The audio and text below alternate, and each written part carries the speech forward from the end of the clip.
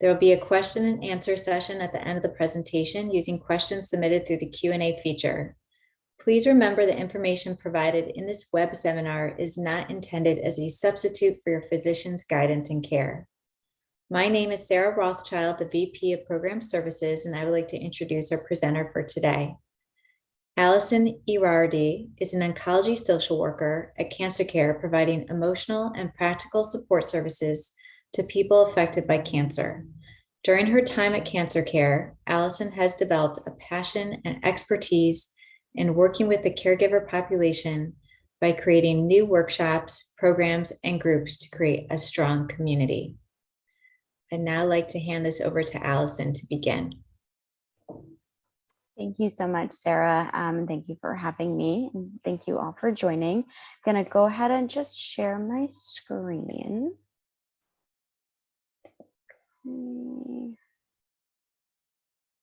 Okay. And let's start the presentation. Okay, so as Sarah mentioned, this webinar today is caring for the caregiver. And we are obviously doing this in November for National Family Caregivers Awareness Month to really highlight everything that caregivers are doing day to day, not only for their loved ones, but also on top of their personal responsibilities, right? Those personal responsibilities aren't ending. Just because, your person has been diagnosed with cancer, you're really holding both of those roles at the same time. So today is all about caring for the caregiver, as is this entire month and as is every day. So the learning objectives for this afternoon. So the workshop aims to provide information on common challenges caregivers experience that can cause burnout, as well as how to manage them. And then by the end of this webinar, individuals yourselves will learn how to identify symptoms of burnout, provide tips and guidance to help caregivers cope with burnout, places to reach out for support, and then offer a chance to engage in the self-care practice as well at the end of the webinar. So where I'm going to start is just the cancer caregiver experience, and definitely encourage you all to reflect on, where you're fitting in some of this. So being a caregiver can look, feel, and mean different things to different people. And anyone providing care to a loved one can be considered a caregiver, although not everybody defines what they're doing as caregiving. They don't always identify as a caregiver. And of course, caregiving can be both informal, so by family and friends who's with us today, as well as formal by professionals. Caregivers can be local, long distance. They can also live with their loved one. And then caregivers can provide emotional or practical support, but oftentimes providing both. This little graphic here is showing that all of these different, people, right? Siblings, grandparents, sons, partners, all of these people are our family caregivers, neighbors, children, parents, friends. And so in 2016, there was a study done, and this was from NAC, the National Alliance of Caregiving. And they have found that a total of 2.8 million caregivers were caring for a loved one with a primary diagnosis of cancer. So this is back in 2016. This study is very focused on cancer caregiving. There was an updated study done in 2020 on caregiving in general, or across the board rather, caring for loved ones with any type of chronic illness, disability. But the 2016 study focused on cancer caregiving. So these are just some statistics here. And, our average age of the cancer caregiver is around 68 years old. And there's just some kind of breakdowns here with the ages, right? So kind of young adults to middle adults. We're seeing 12% of caregivers there. The biggest chunk from that study we're seeing was 34% are 75 years and older. This was just kind of a breakdown. And like I mentioned earlier, right, part of the caregiver experience is balancing personal and caregiver responsibilities. Because when a cancer diagnosis comes about, often very suddenly, very quickly, the personal responsibilities don't disappear. So caregivers are expected to adapt really, really quickly to managing twice the amount of responsibilities that they were previously. So caregivers have to quickly adjust their lives and schedules to accommodate both personal and caregiver duties. Again, cancer caregivers yourselves are providing both emotional and practical support for your loved one, oftentimes even for other family members, right? Family members and friends who are maybe not as close, but they're needing updates, or they're asking how your loved one is doing. And this statistic here is also coming from that 2016 cancer caregiver study, showing that nearly half of all cancer caregivers help their loved one with 3 or more activities of daily living, or ADLs. So that looks like helping your loved one eat meals, get dressed, go to the bathroom. And that is compared to non-cancer caregivers. So people who are caring for a loved one with a different type of illness, condition, disability. And some of these, I'm just going to go through some of the common challenges for caregivers. And again, I know we'll have a question and answer at the end, but through this webinar, I definitely encourage you to really take note, even just, mentally, you don't have to write anything down, but take note of what is really resonating with you, what you're seeing, and it's really relating to you. So here are some of the common challenges for caregivers. So emotional stress, learning how to perform medical tasks. This was another piece of that 2016 cancer caregiver study, was that a lot of our caregivers were doing a lot of medical tasks at home with very minimal, if any, training. Unless you're working in that field, changing bandages, or, helping with possibly medications and everything like that, you're not familiar with all of this. So you're learning all of these new medical tasks. Of course, helping your loved one with activities of daily living, you're coordinating services, appointments, workplace issues, and financial strain that may come up with, taking time off, needing to even just reduce your hours, poor physical health, anticipatory grief, and fatigue and burnout. Okay, so these are some of the common challenges that you very well may be experiencing throughout this cancer caregiver journey. So that last one on this last slide was fatigue and burnout. So I want to get a little bit into what burnout is, because oftentimes we're not realizing we're burnt out until we are burnt out. So learning what burnout is and some of the signs of burnout can be really helpful in attempting to manage it and also decrease those feelings. So caregiver burnout, it's also called compassion fatigue, can cause you to act less caring than you normally would. And this can lead to feelings of guilt and anxiety, which can lead to poor health outcomes for both yourself as the caregiver and your loved one. Okay, so this is what burnout is, right? It's causing you to be really frustrated with your loved one. It's causing you to feel exhausted. It's causing you to feel irritable. And then these are leading to feelings of guilt and anxiety, right? Which is then going to affect our physical health, our mental health, and also the same for our loved one. So let's talk about the common signs. So that way we can know what we're looking for to hopefully help us identify that we're getting burnt out. earlier on.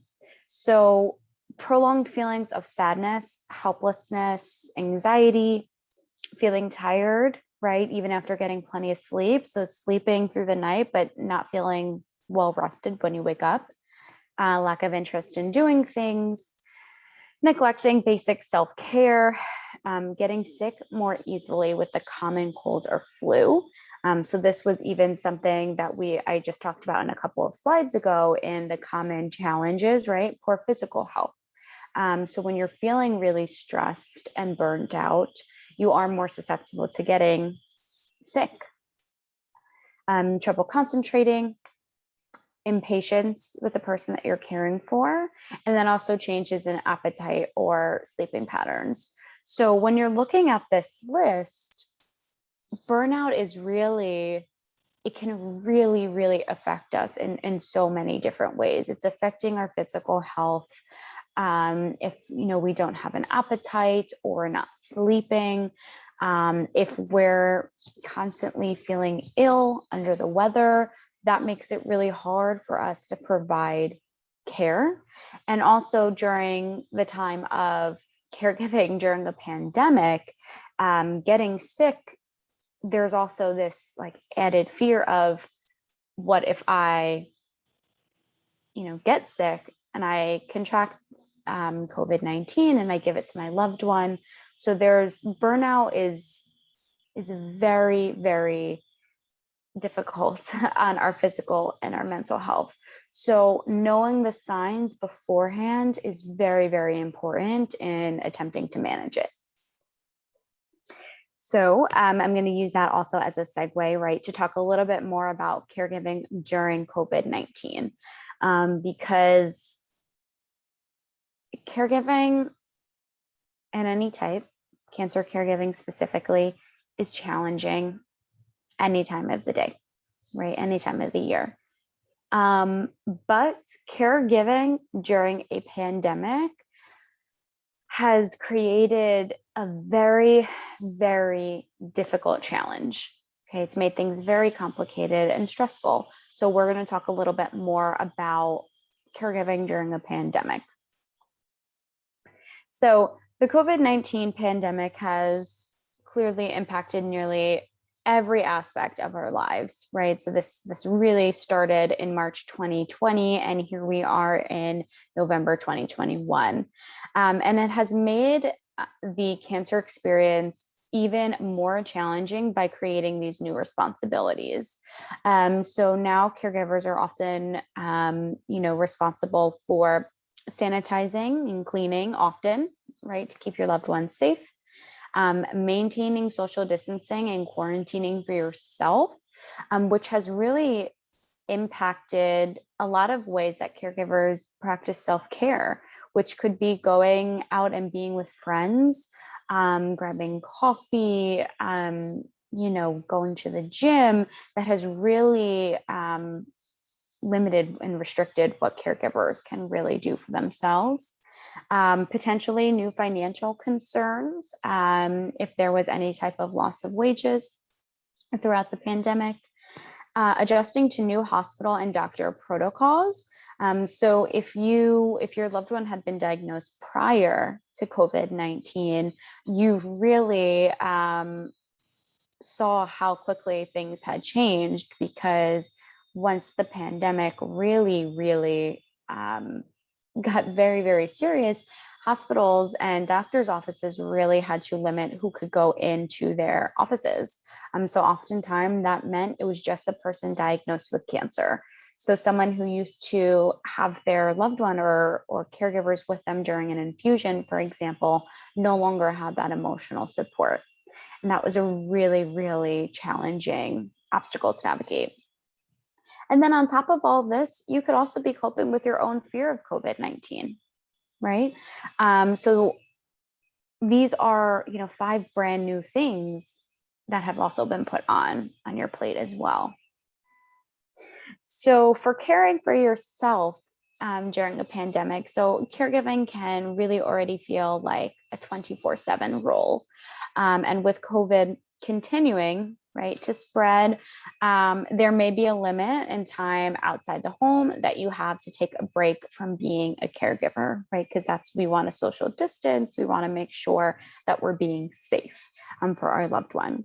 So during times like this, it is arguably more important to continue to take care of yourself to help reduce caregiver burnout and stress. So now let's get into how to do that, right? So we've talked about the challenges, we've talked about burnout, we've talked about caregiving during a pandemic. So now that we've learned the signs, learned about the challenges, let's talk about how we can actually manage burnout and improve the quality of life. So first is practice self-care. This is one of my favorite graphics because self-care does not have to be only, getting a massage or working out. It can be so many things. It could be physical, emotional, social, spiritual. It is whatever works for you. So you can stay active, move your body, even if you're just stretching. That's important to move our bodies. Eating a balanced diet, right? We want to give our body the fuel that it needs to keep going. That also means staying hydrated, getting enough sleep, or resting regularly. Okay. This next one is one that I remind my caregiver clients and my group members: keep up to date with your own medications and appointments. It is very, very easy to feel like your routine physical, your yearly physical with your PCP or your general physician is not as important as getting your loved one to their follow-up appointment. And I'm not here to tell you that that isn't important. It is not important. Of course it is. We want to get our loved one to any appointment that they need, but you also need to get to your appointments. You also need to refill your prescriptions. You also need to get your own screenings and tests done. And this all goes back to, right, if we're not 100%, if we're not taking care of ourselves, if we're not healthy, we're not going to be able to provide the type of care, the level of care that we want to for our loved one. So really, the ability to caregive all goes back to how we're taking care of ourselves. The typical, when you're on an airplane and then those oxygen masks come down, we need to put our oxygen mask on first before we help anybody else. Right? That is very, very much true when it comes to caregiving. Setting boundaries. This is hard. Setting boundaries is not easy, but it is so, so important to know your limits, right? And to also just have open conversations about the amount of time that you can spend, researching services, maybe. Setting those boundaries. Saying yes to yourself more, right? Doing things for you, doing things that actually just make you feel happy, make you laugh, maybe. Asking for help from other family and friends, delegating tasks. I hear it all the time, and I absolutely understand it. The thought of, yes, I could delegate this task to my sibling, but they might do it wrong, and then I'll just have to redo it anyway. So I'd rather just do it from the start. And I hear that. But our family and friends, if they are there, delegate what you can. Pursue personal endeavors. This one is a big one. Set goals for yourself. Pursue your dreams, pursue your endeavors, pursue your dream careers. You absolutely, as a caregiver, have every right to do so, to continue to further yourself. You could also journal. Journal is a great form of self-care. And all of these things here, they're not for everybody. You can absolutely pick and choose, stretching and kindness, boundaries, time alone. And I'm getting those from that little graphic here. But you can mix and match. And it's important to remember that what works today might not work tomorrow. So let's create this toolbox of things. So if my usual isn't working today, I can try something else, because it can change day to day, week to week.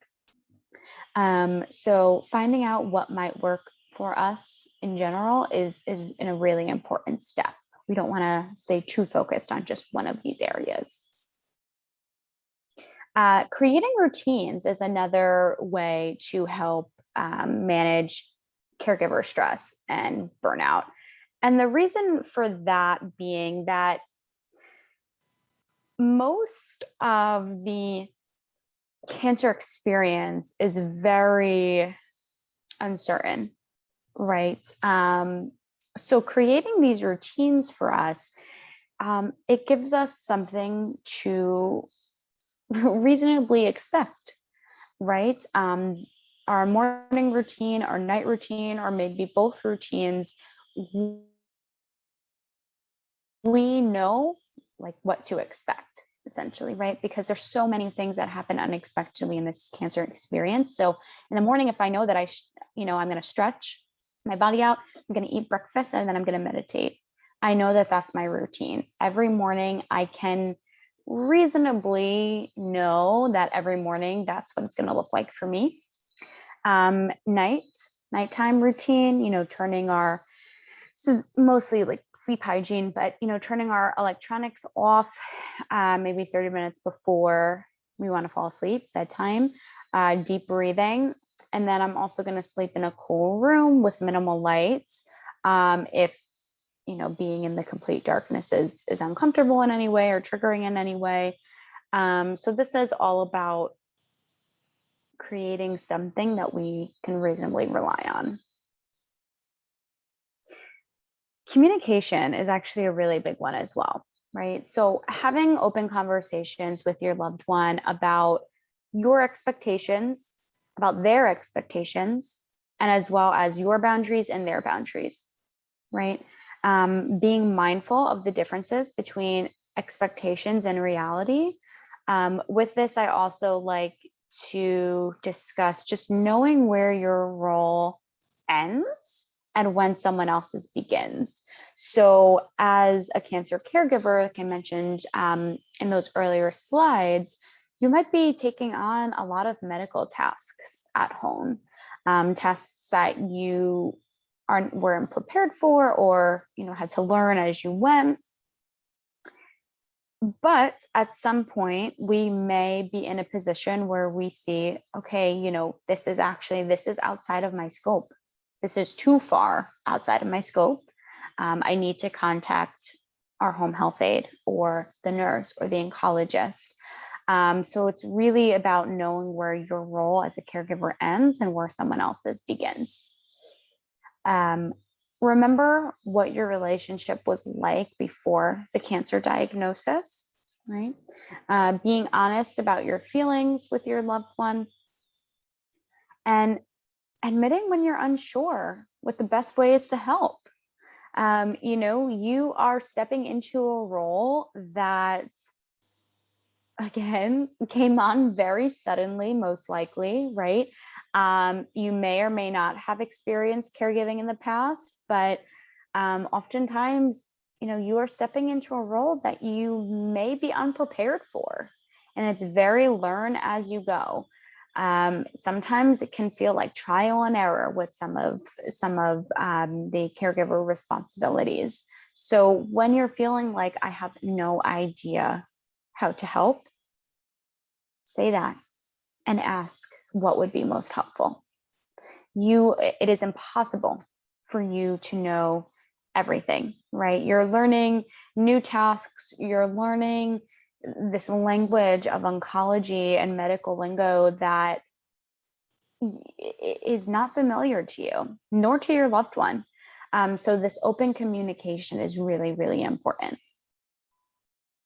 Reaching out for support, right? So individual counseling, group counseling, support groups, peer matching.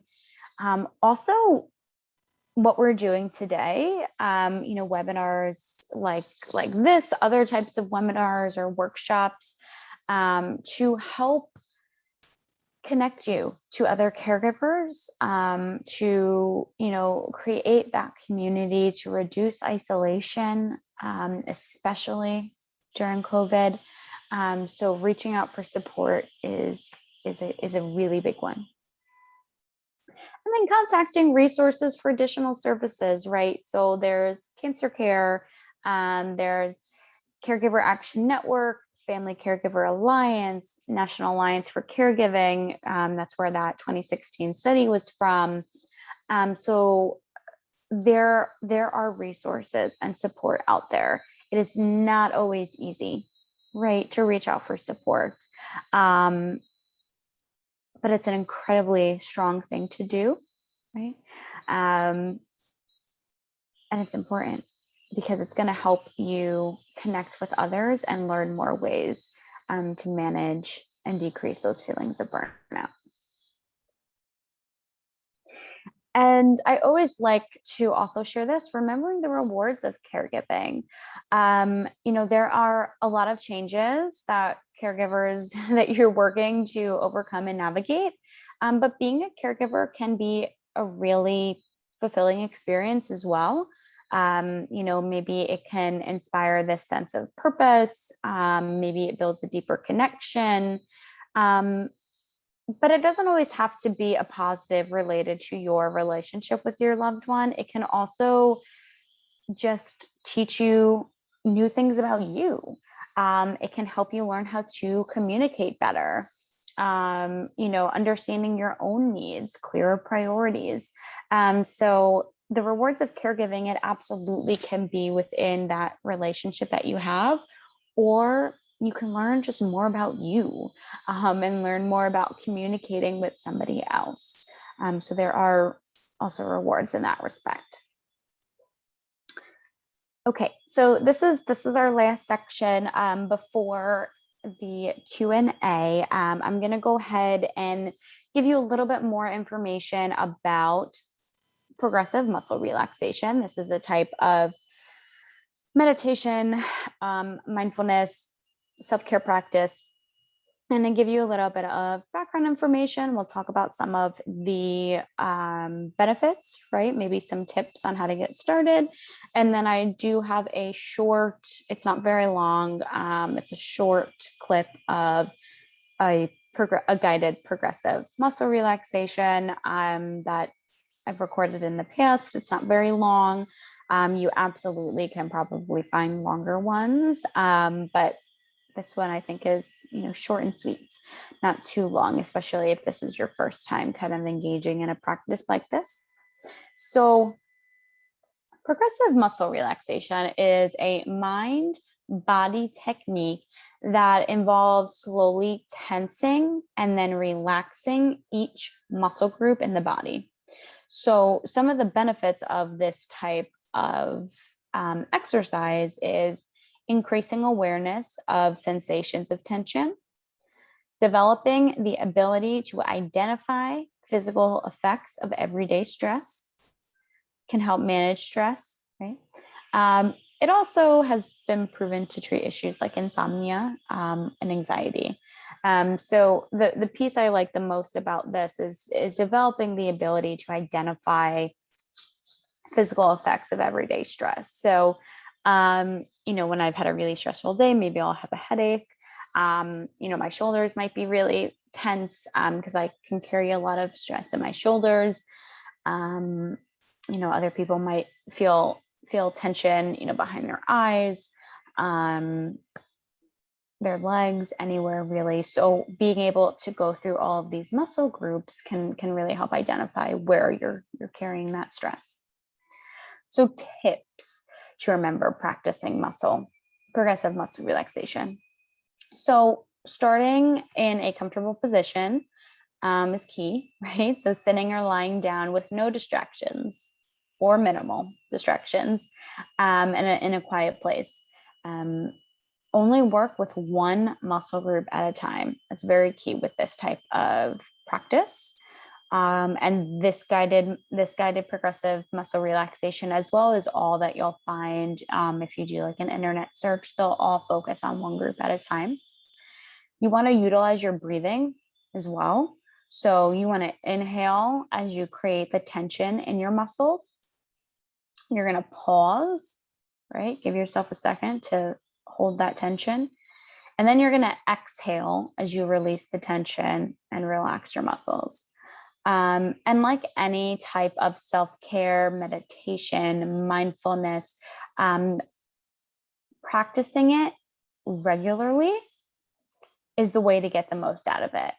And practicing it when you're not up here, right? When you're not like super activated, if you're a little bit down here, it's going to be a lot easier for our bodies to learn something new.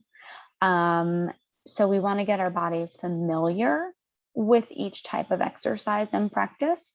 And the way that we do that is when practicing when we are not really, really activated or really stressed. Because it's really hard for our bodies to learn something new when we're in that state.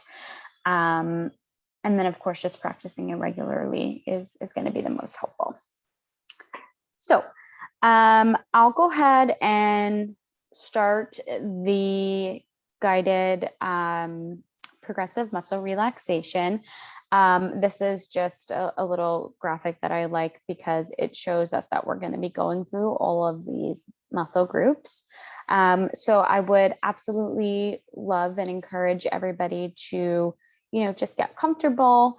You can absolutely feel free to close your eyes or just soften your gaze, whatever feels the most comfortable.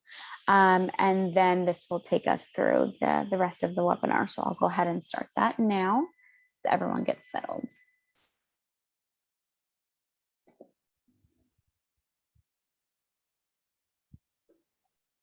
Hi, I'm Allison Urardi, oncology social worker at Cancer Care. Welcome to our series of mind-body exercises.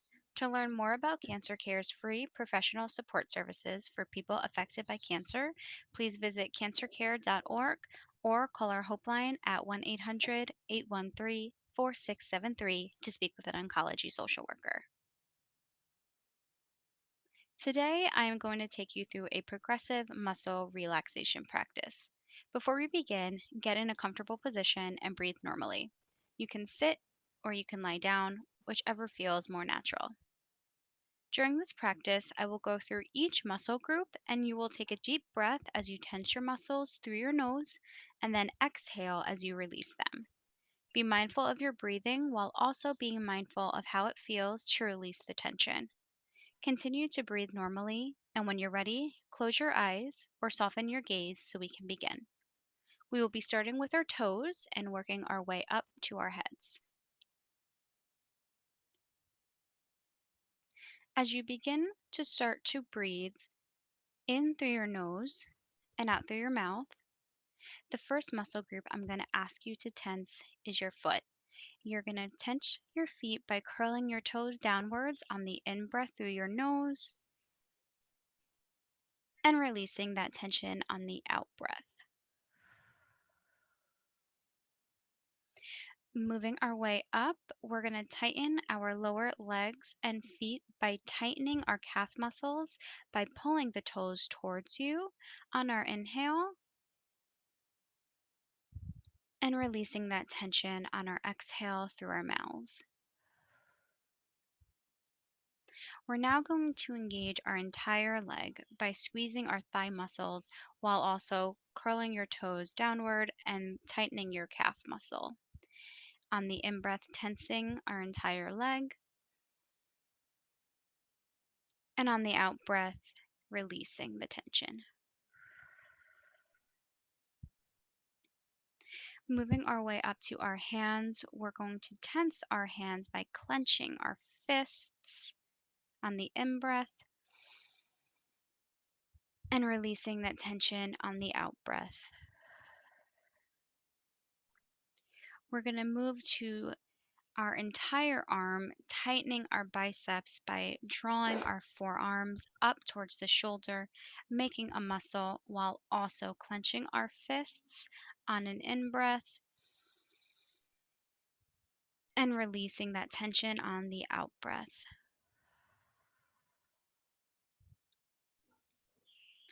We're going to move on up to our stomachs, our abdominal muscles, and we're going to go ahead and suck our stomach in, trying to pull our belly button all the way to our spine, really sucking in and tensing on our in breath and releasing all of that tension on the out breath. Next, we're going to tighten our chest by taking in a big, deep breath.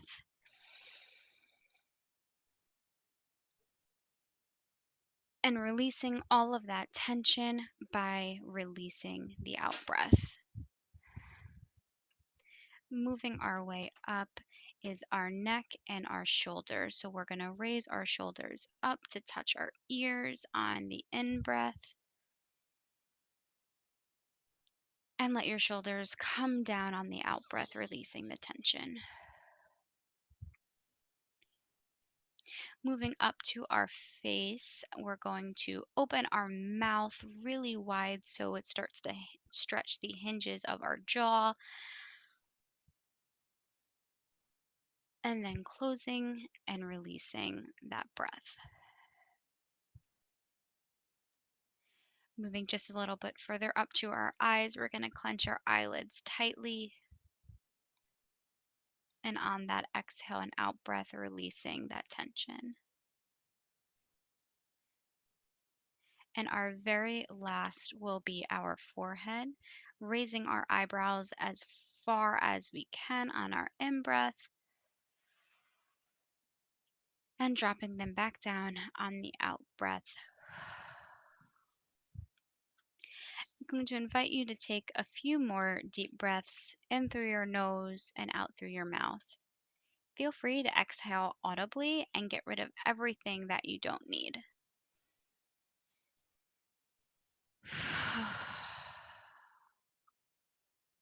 When you're ready, you can begin to breathe normally before reorienting to the room, opening your eyes if you had closed them.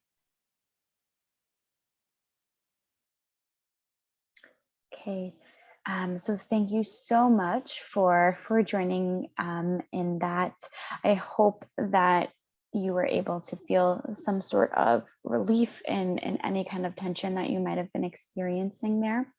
And absolutely, this is something that I encourage you to do if it felt good. And the great thing about a lot of these techniques is that you can really do it whenever. You just need 5 minutes. So thank you so much for engaging in that with me.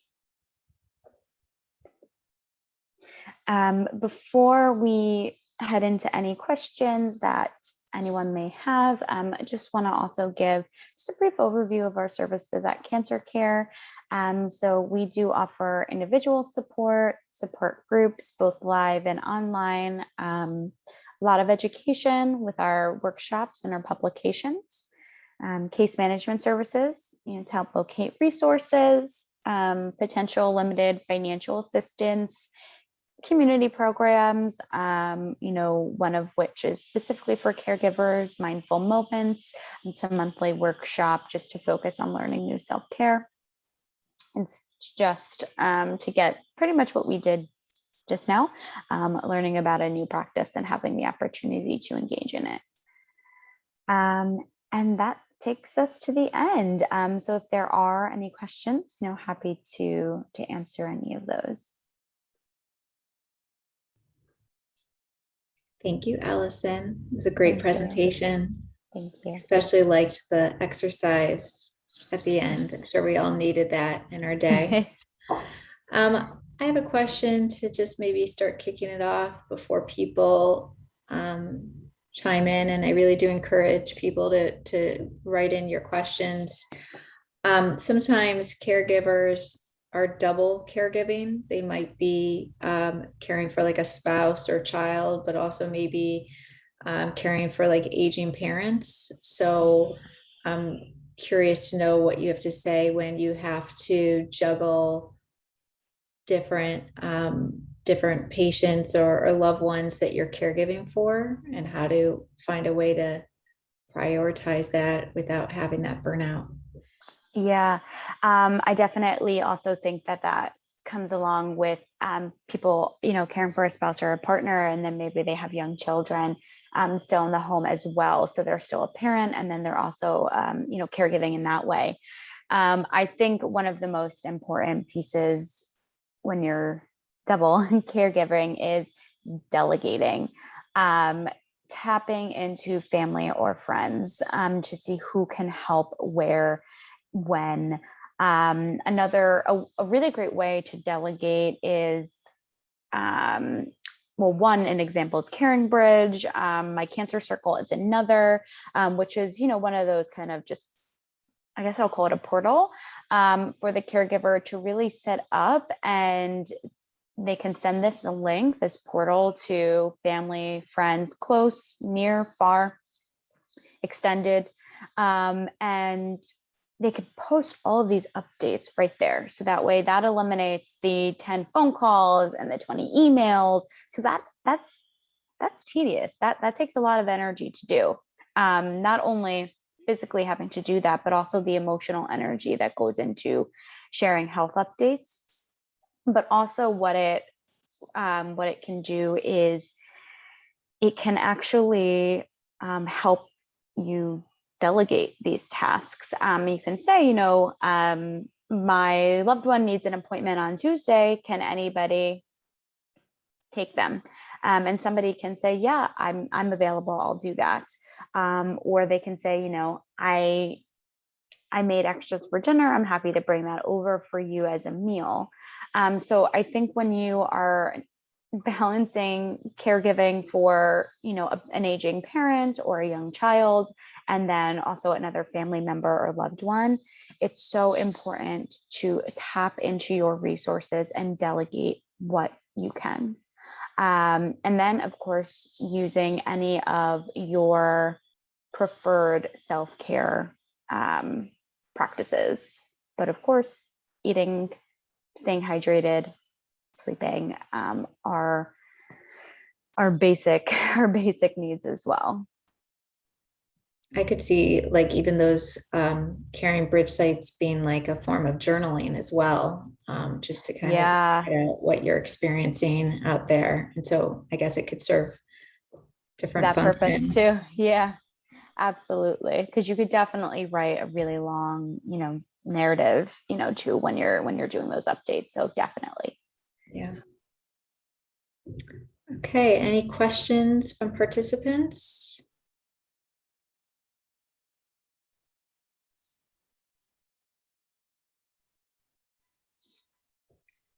Okay, so I guess we don't have any other questions. I think you covered a lot during your presentation. So thank you very much for sharing your Thank you. knowledge with us today and giving us the space to really acknowledge the caregiver in this journey. And it's great that we were able to celebrate that during the Caregiver Awareness Month. So thank you for taking the time to present. And with that, I'm going to close the webinar and wish everybody a wonderful day. Thank you so much. Take care, everyone. Stay safe.